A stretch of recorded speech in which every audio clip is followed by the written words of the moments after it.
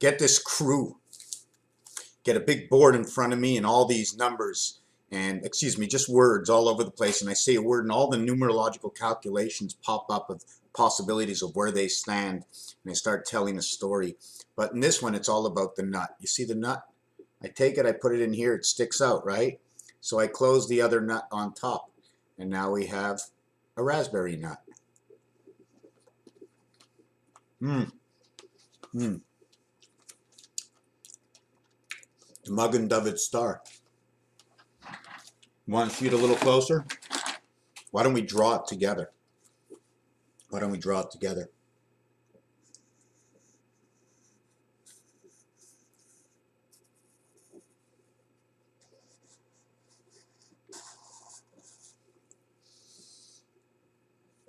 Magen David star.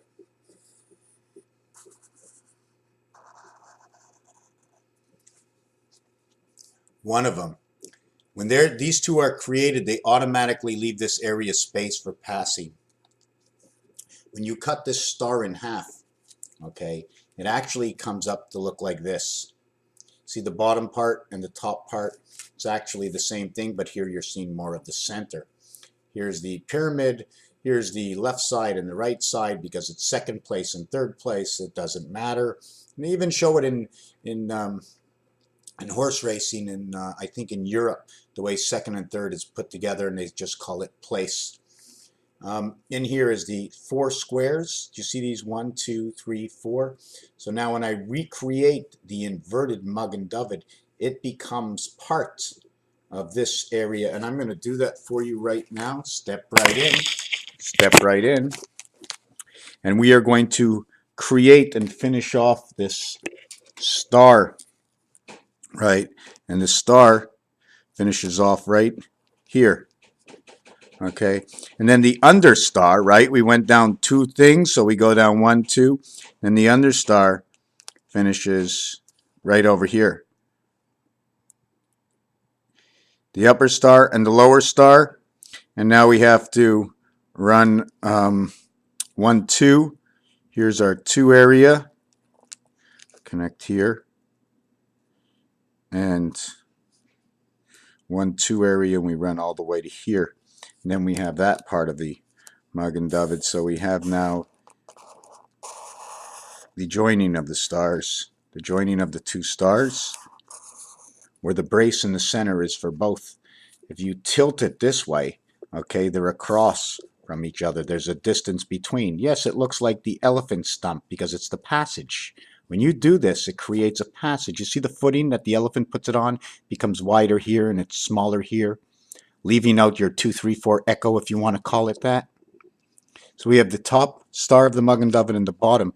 And inside here, okay, at the same time, I'm going to keep drawing this, okay, is this Magen David star there and the continuation of the Magen David star here, and where the point, okay, the point comes over here, and you draw it this way, all the way down, and you draw it all the way over, and then all the way up, and then we bring in our other Magen David star, okay.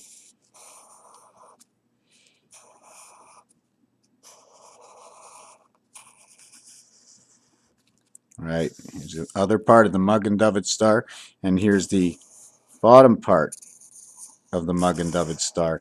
Now, as you see it, here is your 1 square. Do you see this 1 square over here and the 1 square here? This square is now saved. This one over here. You see it? This one and this one. Now we overlap and we use the second star. Okay, now you see the complete 1, 2, 3, 4. Do you notice that these are split in half and these are whole? This is split in half and these are whole. These become X and X. X and X split into the center. Now I'm not going to tell you that this is the 1015 value. 1015 value of 10,000. This X and this X. It says 20,000. X with a bar on top.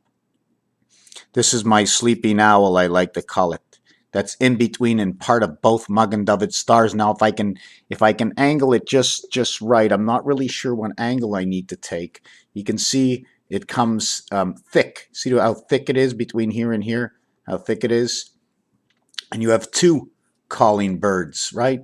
Two calling birds, three French hens. See the way the beaks are over here? And if I want to put an eye here, and an eye here, and an open mouth here, and an eye here, and an eye here. Now the question is, are they looking at each other? Are they sharks? Are they looking at each other like one-eyed jacks and kings? Are we going to take the big M, or are we going to understand where we're going to find out where the W is? And when the W is created through here, it uses up area space. Each one of these area spaces is a coordinate. Okay, doesn't this look how thick it is here? So I'm using face value. I can also break it down into squares. All x's and all zeros. Here's a zero, here's a zero. Here is a half-life. If I would be marking this on time, I would go here into the 5 section, and then I would go straight up to 1 to 5 to 6. The spirit of the half-life, 5 and 6. 6 and 5, 66. The gematria separation between 7 above and 7 below. 7 above, okay, in a calculation, if you check it out in Fahrenheit and Celsius, 7 Celsius is what Fahrenheit, and 7 Fahrenheit is what Celsius. I want to finish off using it in Celsius and Fahrenheit. In Celsius it's 7, then it's 44.6, which is 8 and 6 area space for communication of man, minus 7 Celsius equals 19.4 artificial intelligence delta angle through Mars.